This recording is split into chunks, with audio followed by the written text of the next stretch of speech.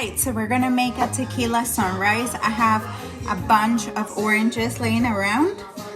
So when life gives you oranges, you make tequila sunrises. And normally for a tequila sunrise, you need grenadine, but if you have cherries, the grenadine is right there. That's all the juice that you need. So I squeezed about 3 ounces of orange juice. I squeeze it, like literally fresh squeezed orange juice. We're gonna throw in there about an ounce. Where's my jigger? I don't have one. Here it is. So an ounce of orange liqueur, tequila. I'm using Alto's tequila today. This is the only tequila I have.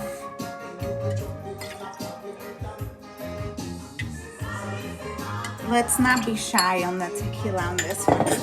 And basically that's all we need. And we're gonna go ahead and put ice in this glass right here. Crushed ice. I'm gonna give this just a little shake.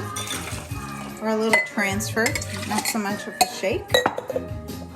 And I'm just gonna drop it right in there.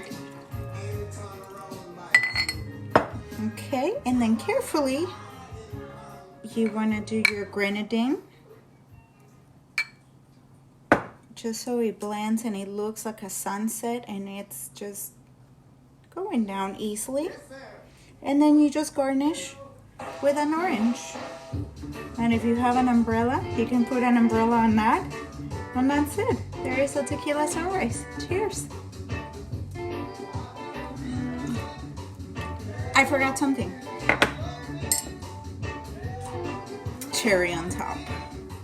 There we go. Cheers.